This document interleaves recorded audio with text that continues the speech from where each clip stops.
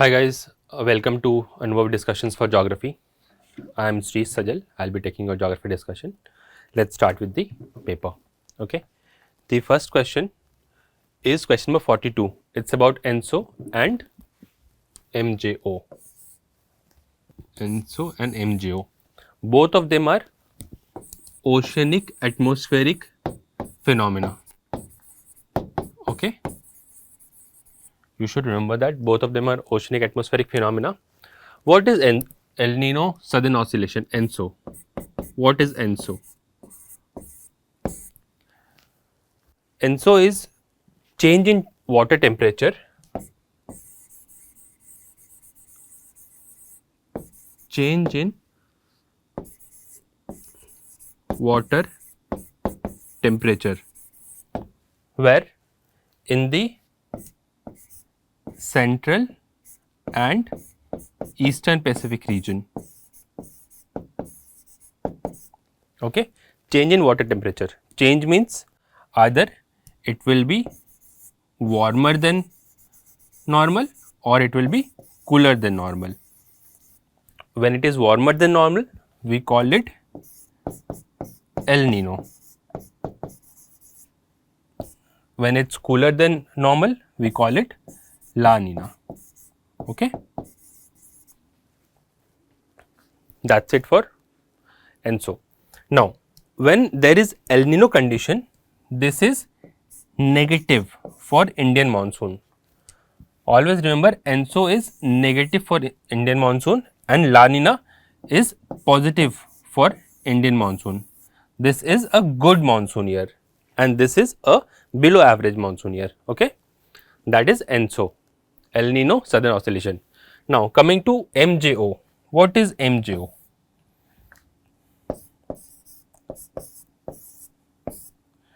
What is MJO? MJO is a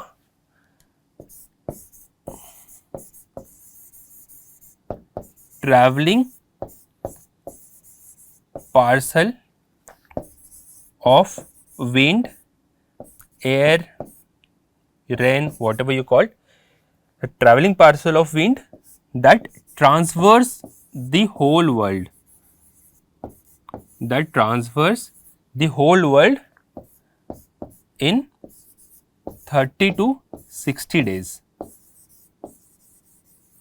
Okay, it transfers the whole world in 30 to 60 days. Now, how does MJO affect Indian monsoon? This is if MJO is shorter, if it transfers the whole world within 30 days or 30 to 40 days, 30 to 40 days is good for Indian monsoon. 40 to 45 days is considered average monsoon, and if MJO takes more than 45 days, then it's below average monsoon in India. Okay. Now, this is a traveling parcel of wind and this is a region specific phenomena. It's very specific to Pacific only. Okay. Now, let's go through the statements. While the ENSO system is stationary, correct, the MJO system is moving. Bilkul sahi. While one ENSO system lasts for several seasons, one MJO event lasts intra-seasonal. Intra-seasonal means covering the whole world more than once in one season. Okay. Now, several seasons. If you see ENSO lasts for years, sometime even decades. Okay. So, it does last for several seasons and MJO event lasts intra-seasonal. Yes, it's also true. ENSO can go around the earth multiple times in one season, in a single year also. Okay. So, both these statements are correct. Okay. So, your answer becomes C, both 1 and 2. Okay. Now, coming to next question. Question number 43. Question number 43 says, critical minerals in India and their major use. Recently, government has come up in 2024. Government has come up with 30 major minerals and their uses document. Go through that That might be helpful for this year prelims. Okay. Now, what are the minerals given? Silicon, gallium and nickel. Silicon is used for photovoltaic cells for solar panel. Yes. Silicon is also very much used for semiconductors. Okay. Semiconductors. Gallium is also used for solar panels. Okay. Making permanent magnets for wind turbines. Permanent magnet is made out of praseodymium,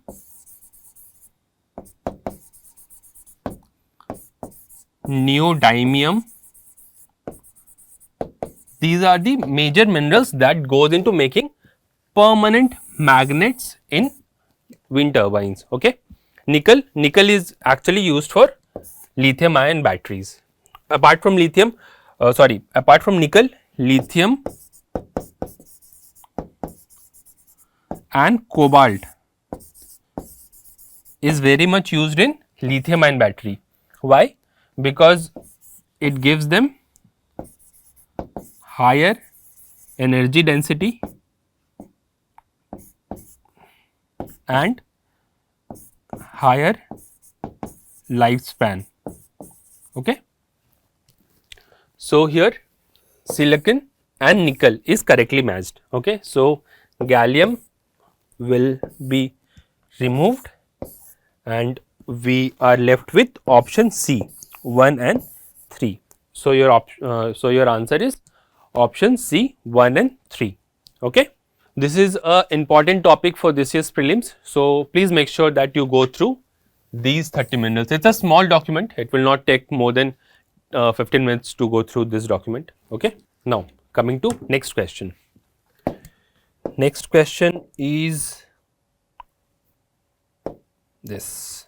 This is a favorite area of UPSC, mapping questions. The number of mapping question has increased in past few years. So, these are very common names and easy ones. Okay. RLC, Uzbekistan.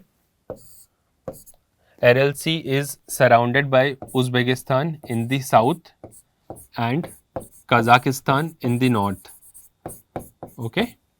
So, this is correct. Dead Sea, Kazakhstan, no. Dead Sea lies in the Mediterranean region. So, Dead Sea has Israel plus Lebanon plus West Bank. Remember this very carefully. Generally, books do not write West Bank because of many reasons, but this is what it is. Dead Sea share boundary with Israel, Lebanon and West Bank. It is not a country, but it is an important conflict area that UPSC is interested in to remember. So, this is wrong. Now, Caspian Sea, Turkmenistan. There is a mnemonics for Caspian Sea called Turkmenistan, Azerbaijan, Russia, Iran and Kazakhstan. Okay. Remember this. So, option will eliminate option 2 and we end up getting B as an option 1 and 3 only. Whenever you solve questions, note, whenever you get the answer, at first try to eliminate the answer rather than going for the correct answer. Okay. This will give you even better. This can give you 2-3 more marks in the prelims. It saves a lot of energy and it avoids that marking something. You suppose, let us say you get 1 and 3 as answer, but by mistake you mark 1 and 2 only because of such hurry and absence of mind that we generally go through in the exam. Okay. So, better to eliminate the option and then arrive at the right answer. Okay. Please keep this in mind. Okay, let us go to next question. Next question is again mapping question. 1, 2, 3 areas are marked as 1, 2, 3. You have to say which of the vegetations are found where. Okay. So, this is montane forest region. This is tropical evergreen, and this area is tropical deciduous. Okay. Now look at the options: blue pine, mahogany, deodar. Blue pine is a typical mountain forest vegetation that generally grows in a altitude beyond 1800 up to 4200. Okay. Blue pine,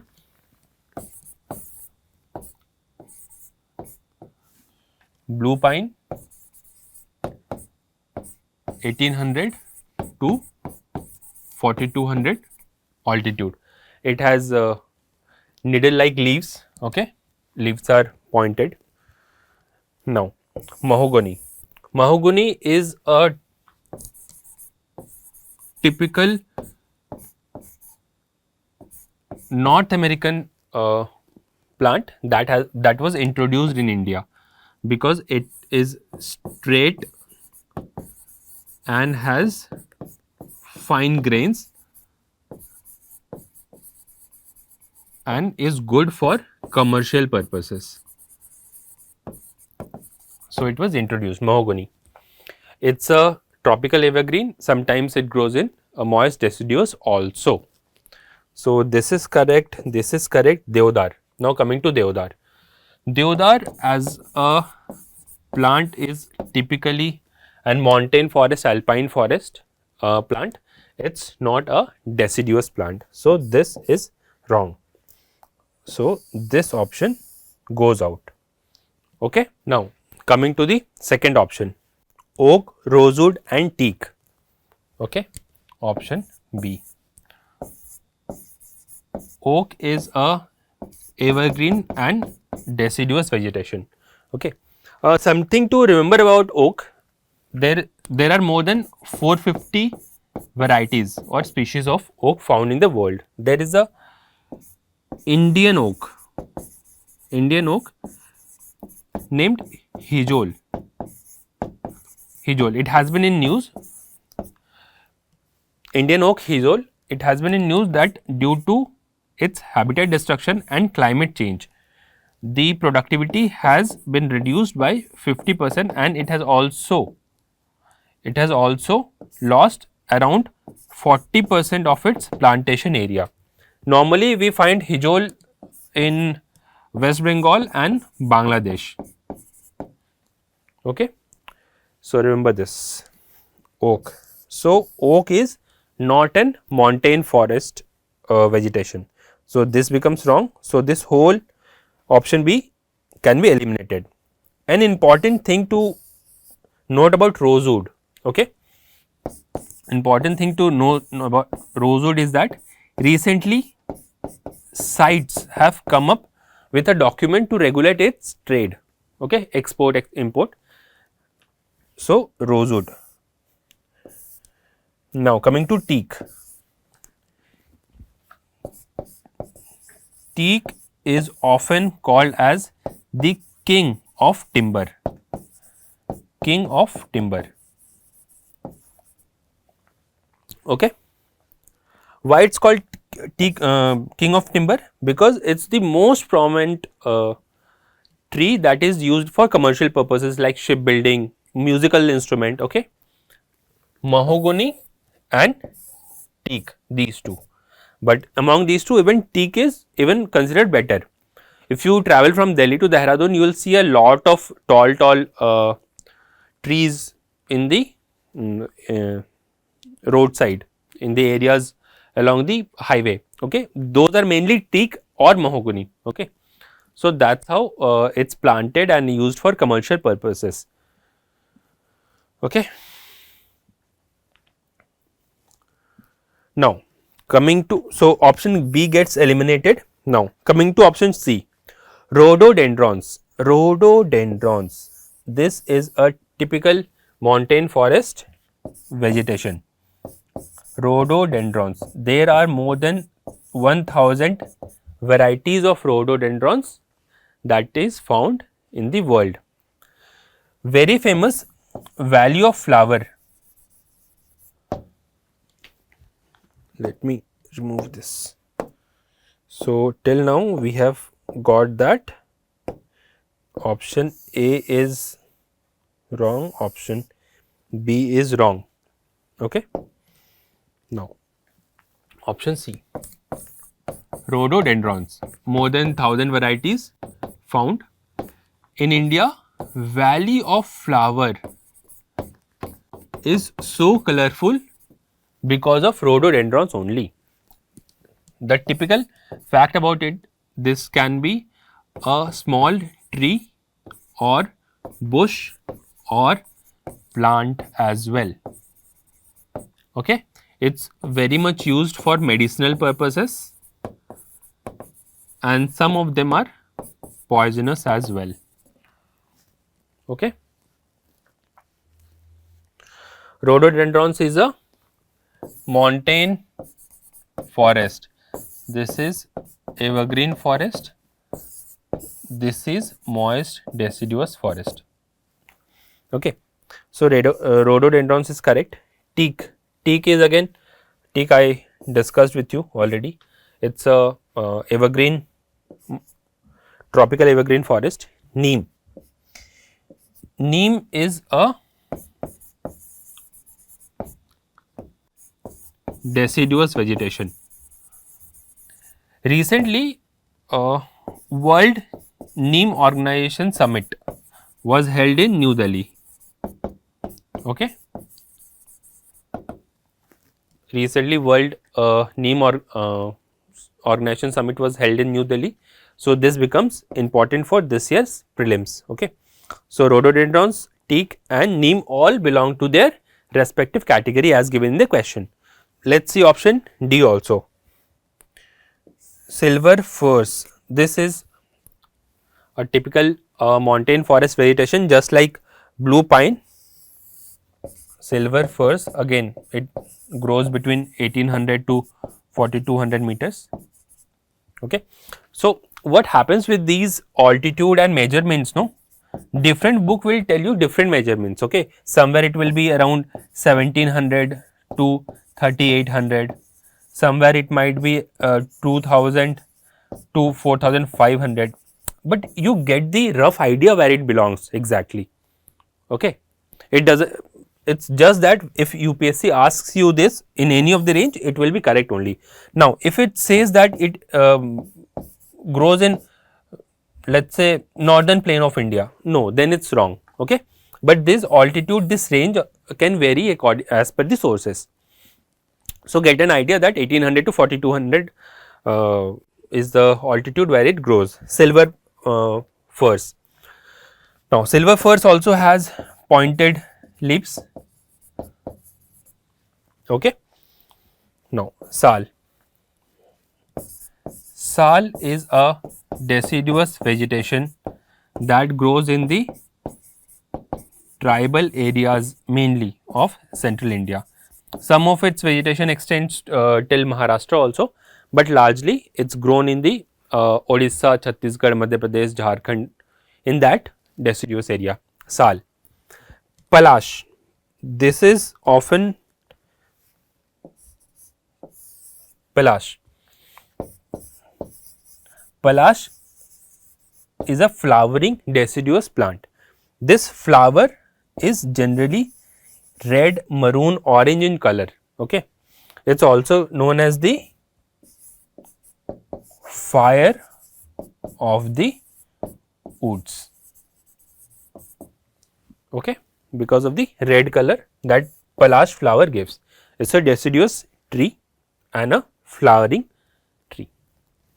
Okay, fine. All four options have been discussed, and obviously both of them are deciduous. So this is also wrong. Okay, this is a new type of question that UPSC has been asking. Okay, in context of physiography of India, consider the following statement: while north to south and east to west extension of India differs significantly, the latitudinal and longitudinal extent of India are almost the same. The distance between two longitudes decreases towards the pole. The distance between two latitude remains the same. Okay. Now, how does this actually play out in Indian subcontinent, in India, sorry. Now, let us see how does this, the question manifest in reality. Okay. If we see east, west, north, south, the difference between east to west is 29°, roughly 29°, and from north to south also it is 29°. But if you see distance, this is around 3 to something around this, and this is around 20933. If you see, there is no difference between the degrees, and there is a 280 kilometer difference between the distance that is being manifested. Okay. Now, why this happens? If you see,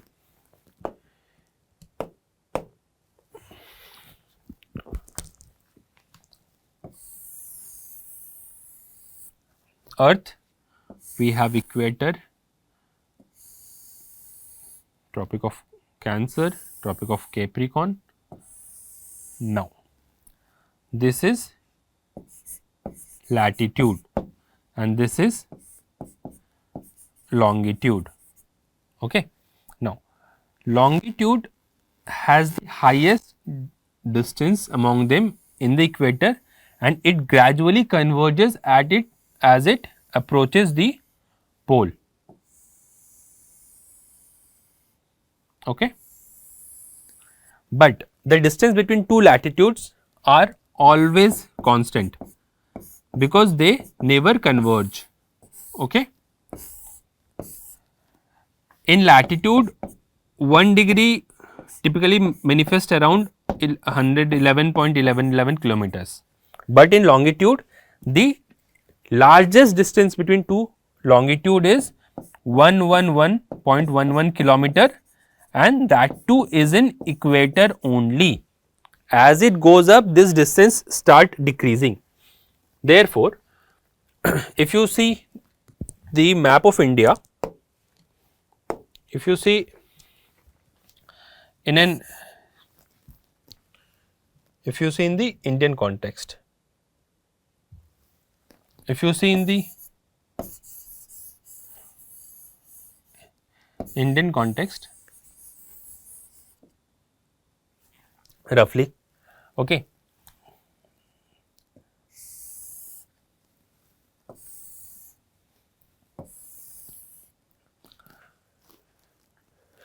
the longitude starts converging in Indian context also. So, it elongates in the north south direction, okay, while it remains constant in this direction. Okay. That is why. Now, let us go through the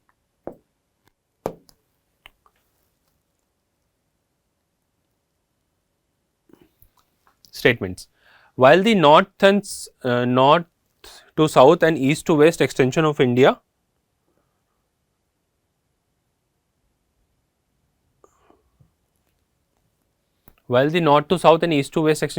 differ significantly, yes, the latitudinal and longitudinal extent are almost the same. The distance between two longitudes decreases towards the pole. Longitudes decreases towards the pole. Yes, it does because it converges. Why? Because of convergence of latitude. Sorry, convergence of longitude, not latitude. Okay. The distance between two latitude remains same everywhere. Yes, we also discussed that it's around 1.11 kilometer. Okay. So, option 2 and option 3 rightly explain option 1. So, your answer will be option A. Both statement 2 and 3 are correct and both of them explains option 1. Okay. Now, coming to the next question, absolute humidity and relative humidity. Okay. What is absolute humidity and relative humidity? Absolute humidity is how much humidity is present in a parcel of air. Okay. It is typically expressed in gram per meter cube. Okay, and relative humidity, I'll show you something. This is a 1 liter bottle and it is half filled. So we'll say that absolute humidity of this parcel of air is, let's say for this purpose, let's say 500 ml. Okay. Now, how does this change when it comes to relative humidity? Now, what is relative humidity? Relative humidity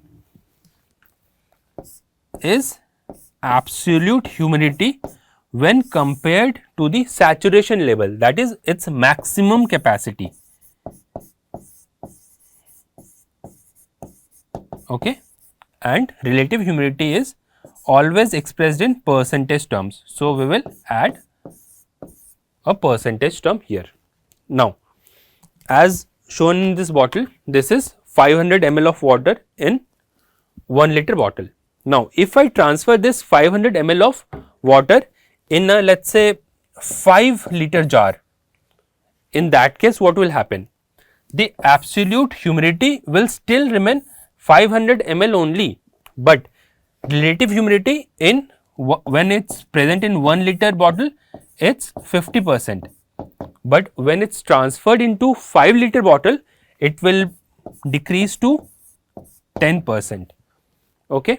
So, the absolute humidity, how much humidity is present in a parcel of air, will remain constant, and the relative humidity will change as per the variable changes. Okay.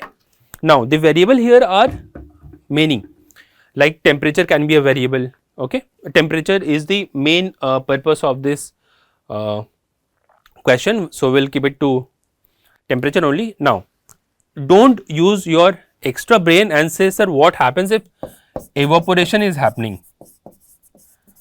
What if someone is taking away humidity due to anthropologic or climatic conditions? No, we are keeping those things constant and we are just learning the absolute humidity and relative humidity's concept. Okay. Now, this is clear.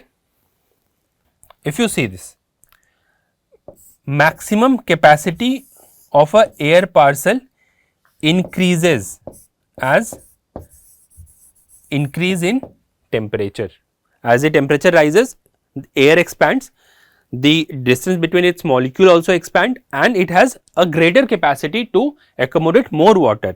So, whenever we heat up a parcel of air, its saturation level will increase and relative humidity will decrease. Okay. So, relative humidity is inversely proportional to temperature. Is it clear? Now, let us see the question. Absolute humidity can remain unchanged, okay, with increase in temperature, exactly what we saw with 1 liter and 5 liter of bottle. Relative humidity can change even when the absolute humidity remains constant. Relative humidity can change, correct, even while the absolute humidity remains constant. बिल्कुल सही. Relative humidity will increase when the air parcel descends and compresses adiabatically. Now, what happens when something is compressed? If something is compressed, its temperature will increase. Okay. What if temperature increases? We just learned that relative humidity is inversely proportional to temperature. Now, when temperature increases, relative humidity decreases. Okay. So, this will be incorrect. So, 1 is correct, 2 is correct, 3 is incorrect. We eliminate 3, we eliminate 3, we eliminate 3, we arrive at the option A. Okay. Let us go to next question. Again a reasoning based question. Best fishing ground in the world. One of the best fishing ground in the world exists in areas where warm and cold ocean current mix. Okay.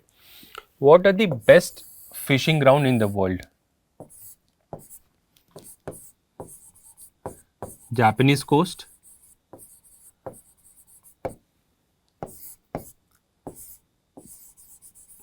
Canadian coast, east of Canada. Okay. In Japanese coast, Ohashi Current and Kuroshio Current meets. In Canadian Current, Labrador Current and Gulf Stream meets, and they make best area for the fishing grounds. Why? The mixing of warm and cold water helps in replenish of oxygen. How and why? Warm water has high biological oxygen demand. Okay, so it will be deficient. So warm water will be deficient in oxygen, whereas the cold water, generally beneath the surface of the ocean, is rich in oxygen. Okay, so when they two mix, the oxygen get replenished, recharged. Okay. Now, the zone of mixing of warm and cold current is favorable for the growth of planktons. Okay. Yes, warm and cold current favorable wherever there is mixing, they mostly mix on the surface. Since they mix on the surface and on the upper part of the ocean, so there is sunlight and there is oxygen, so there will be plenty of favorable condition for phytoplanktons growth. Okay, and planktons are the primary food in the oceanic food chain. Okay, so it's a primary food for fishes. So we'll find best fishes here. Now, if you see statement 2 and statement 3, correctly explain statement 1. It's a easy NCERT based question, no issue, no debate. Easy question, you just see and mark and leave, nothing much to discuss. Okay. Now, coming to the next question. Okay, in the context of geomorphic processes, consider the statement: no geomorphic agent participate in the process of mass movement. Okay, what are geomorphic agents? Wind, air, water. What is mass movement? Mass movement is carrying away of rock debris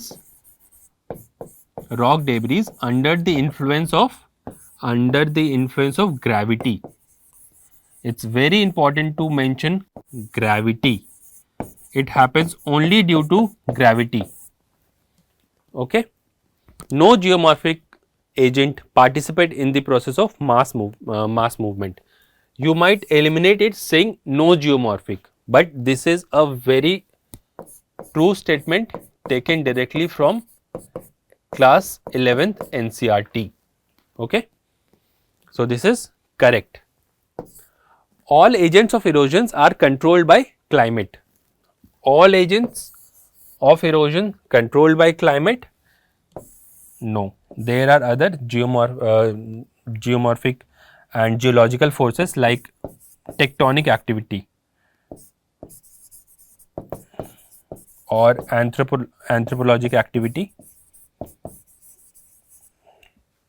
slash and burn culture. Slash and burn culture in the Shivaliks have led to erosion of soil. Tectonic activities like earthquake in Gangetic Brahmaputra delta, tectonic activity has aided and speeded up a lot of erosional processes. Okay. So not all agents of erosions are controlled by climate. They can be geomorphic agents and there can be anthropologic agents as well. Erosional agents usually act as a depositional agents as well. Yes, it's true. This is wrong and this is correct. Why? Erosional agents have either potential energy or kinetic energy, depending upon the situation, depending upon the climate. Okay, as they work towards the erosion, they keep on losing their potential energy and kinetic energy. When the potential energy or kinetic energy becomes zero, they end up depositing the debris as well. So, erosion agents are depositional agents also. Okay. So, we eliminate option 2, we eliminate option 2, we eliminate option 2, we arrived at answer, that is 1 and 3, option C. Okay. Now, coming to the next question. Question number 89. Okay. Consider following about rare earth elements. What are rare earth elements? If you see the periodic table, they are a group of 17 elements present in the land side of of the periodic table. Now, statement 1: rare earth elements are named so because they are rare in Earth's crust. If you read English, it's correct, but if you go in technicalities, it's wrong. Why? They are not rare. They are not economically exploitable.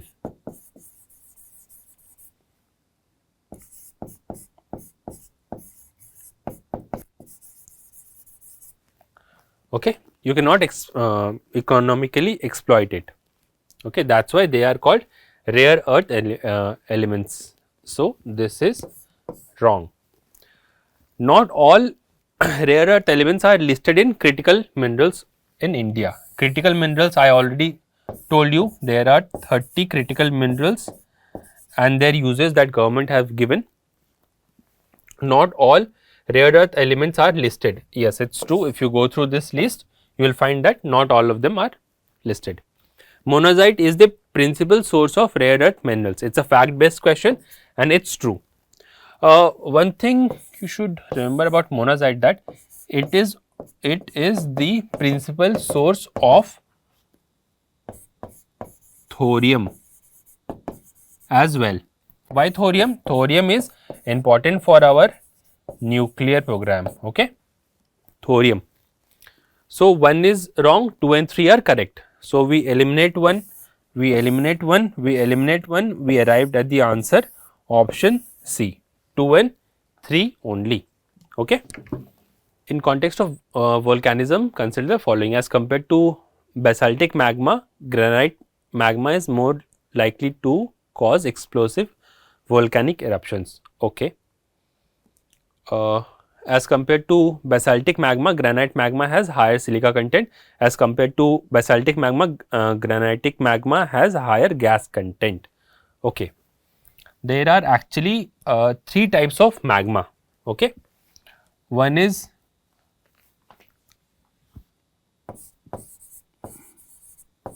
basaltic magma, other is andesitic magma, and third one is granitic magma. Okay. What is first one saying? It's talking about the silica content. If you see, this has around 45 to 55% silica content. This has 55 to 65 and this has 65 to 75% of silica content. What about viscosity? This has high viscosity, this has low viscosity and this has medium viscosity. Okay. What about density? This has highest density, this has lower density than basaltic, and granite has even lower density. And what about the gaseous content? If you see gaseous content, this has low gaseous content, this has medium gaseous content, and granite has high gaseous content. Okay, 3 types of magma. basaltic, andesitic and granite. Let's see their colors also. This is dark grey in color, this is medium grey, this is light grey, sometimes even pink, okay, light pink. With this information, now let's go through the question. As compared to basaltic magma, granite magma has higher silica content. Okay. Now, what does this say? Likely to be explosive. High silica content means high silica content. Now, let's see these statements. As compared to basaltic, granite has higher silica content. Higher silica content means high viscosity. High viscosity means higher amount of gases, and if higher amount of gases are there, whenever it gets space, it will be more explosive. Okay. As compared to basaltic magma, granite magma has higher gas content. Higher gas content, so it will be more explosive. Okay. So, option 2 and option 3 correctly explains option 1. Both statement 2 and statement 3 are correct, and both of them explains statement 1. Okay. So, answer will be option A. Now, let us see the next question. Mediterranean climate. Mediterranean climate. Where does this happen? This happens along 30 degree to 45 degree latitude. Okay. Is characterized by dry, a warm winter and a concentration of rainfall in the winter. Sorry, dry and warm summer. Summer months witness trade winds blowing onshore. Okay.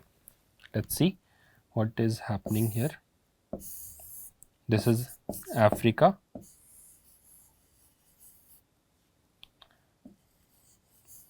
This is Mediterranean. Okay. Okay. So, what is saying? Summer months witness trade winds. In summer, this is roughly Tropic of Cancer. Okay. Now, during summer months, sun moves till Tropic of Cancer. So, sun moves northward. So, the high pressure belt that is present here in the winter will move up. Okay.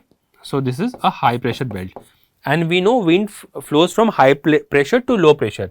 So, wind will start flowing from this side, from land towards the Mediterranean Sea. Okay. So, what is saying? Summer months witness trade winds blowing onshore, not onshore, off the shore. Okay. Onshore is opposite. So, it will carry out moisture from the land onto the sea. Okay. So, therefore, the summer becomes dry and warm. Okay, because the moisture is being taken away by the high pressure winds. So, this is wrong.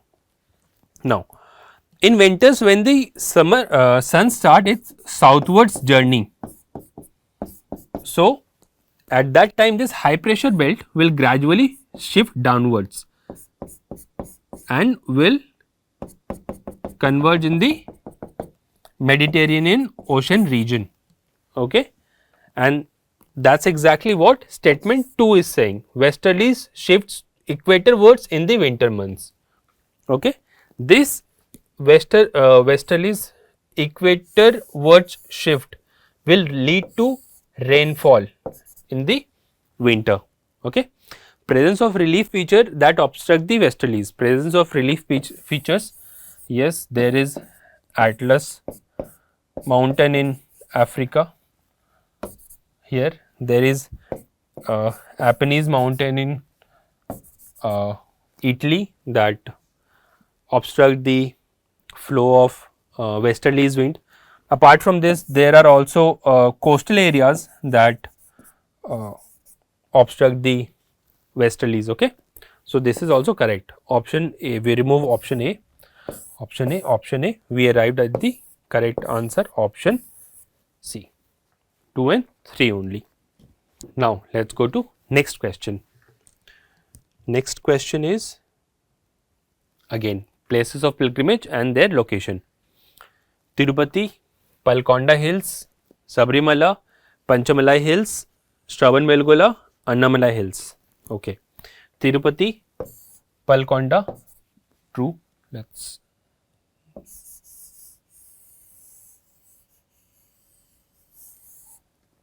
okay. Tirupati, Palkonda Hills, somewhere here. Palkonda Hills. Sabrimala is in Kerala, Western Ghat area of Kerala. And Panchamalai hill is in Tamil Nadu. Panchamalai is in Tamil Nadu. Shravanbelgola is in Karnataka, famous Jain pilgrimage. Annamalai is in Kerala. Cardamom, Annamalai, Nilgiri, Baba Budan hills. So hills are important. Palkonda, Chevroy, Javedi, Annamala. Please do go through all the hills. Those are important areas and repeated themes in UPSC. So what about this question? This Tirupati is correct. Sabrimala is incorrectly matched. Shravanbelgola is also incorrectly matched. So 1 and 3 eliminated, 2, 3 eliminated, 1, 2, 3 eliminated. So option will be option A only. Option A, 1 only. Now coming to the next question. With reference to Indus river system. Indus is very important theme this year because of the ongoing news around Indus and Indus water treaty. Okay. Indus river system. It's a antecedent river system. Roughly has a length of around 2900 kilometers, out of which 700 kilometers are in India. Okay. Now let's see.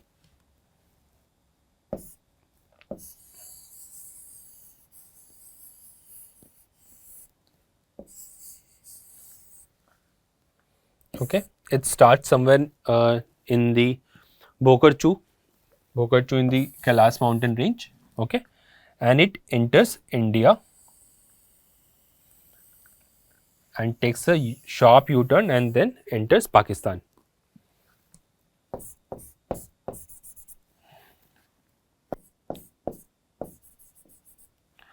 It takes a sharp turn near Nanga Parbat, okay, and it enters India between Ladakh and Zaskar range. Okay, as it enters India, it flows near the city of Leh in Ladakh and is joined by a right bank tributary called Zaskar. Okay, as it runs along, it is joined by another smaller river named Shuru. After that, it is joined as a right bank tributary called Shyok. As it moves to higher region, it is joined by a river called Gilgit in the Gilgit-Baltistan province of Jammu Kashmir. Okay. After that, it flows through, it goes into Pakistan, where it's joined by multiple rivers coming from the Afghanistan area. Okay. So what does this question say? Indus originates from the glacier near Bhukachu in Kailas mountain range. Yes, it's correct. Indus flows between mountain range of Ladakh and Zaskar. Yeah, it's correct. Chenab is the largest tributaries of Indus. Okay, let's see the tributaries. First is Jhelum, that originates in Jammu Kashmir and flows through. First is Jhelum. Yeah, Jhelum originates in Jammu Kashmir, goes into Pakistan and joins Indus. After that, we have Chenab, that originates in Himachal Pradesh and flows into Pakistan. After that, we have Ravi river. After that, we have Byas river, which joins Satluj river coming from Tibet region of China, and after that all these 5 meet at a point and joins Indus. Jhelum, Chenab, Ravi, Beas and Satluj. And yes, it's true that Chenab is the largest tributary by volume of water of Indus. Jaskar and Shyok are the left bank tributaries. No, Jaskar is a left bank tributary, Shyok is a right bank tributary. Okay, it's a right bank tributary. So this is wrong. We eliminate 4, and we arrived at option D. 1, 2 and 3 only. Okay. Please go through the river system of India very well. It's very important and repeated theme in UPSC. You will surely get a couple of questions from river system. Now coming on to next question.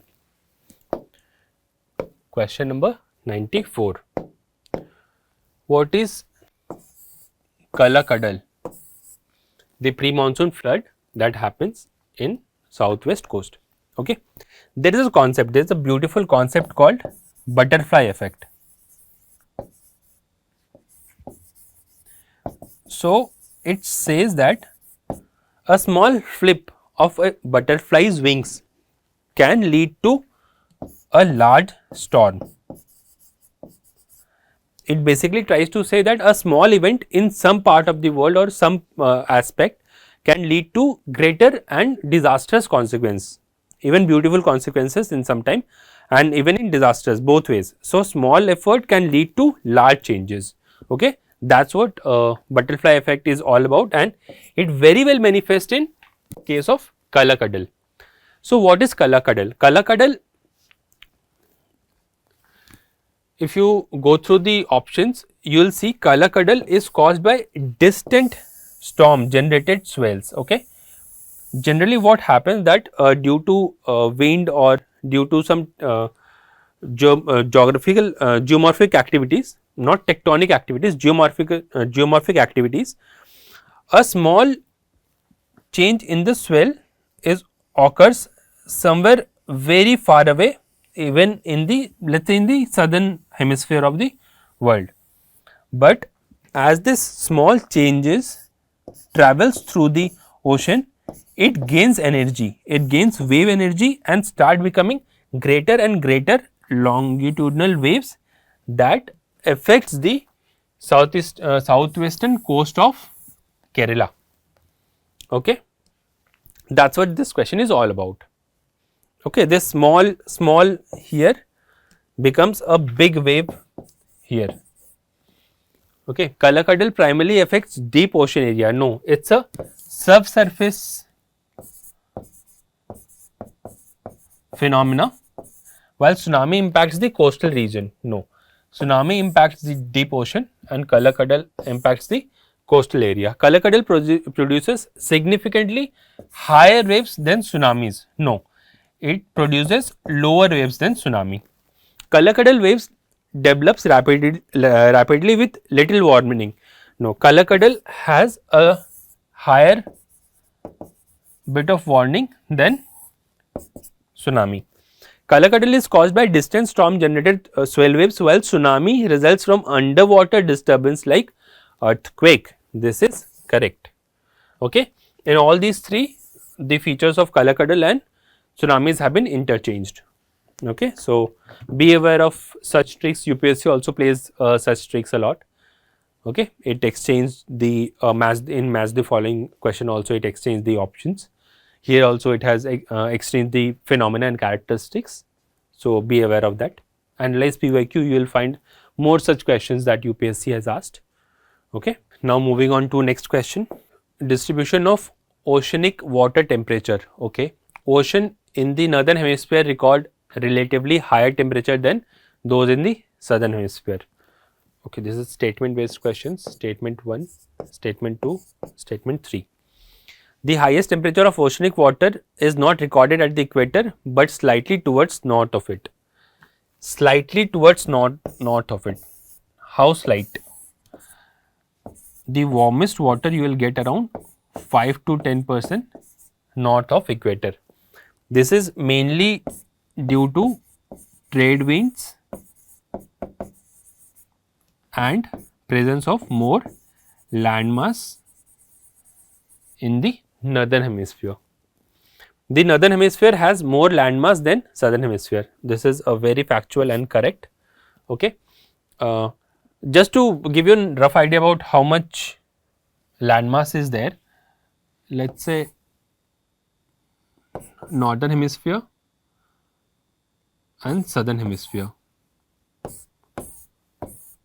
This is land, this is water. In northern hemisphere, around 68% of area is covered by land and 32% by water. Whereas in southern hemisphere, 81% is covered by water and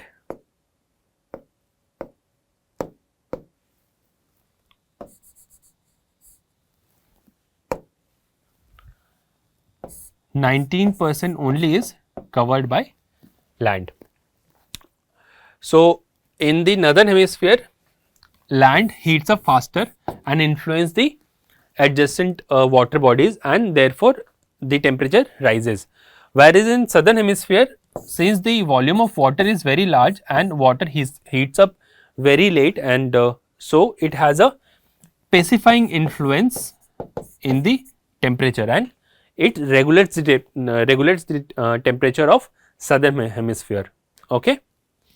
So, this statement 2 and statement 3 explain the statement 1 correctly. So, answer will be statement 1 only.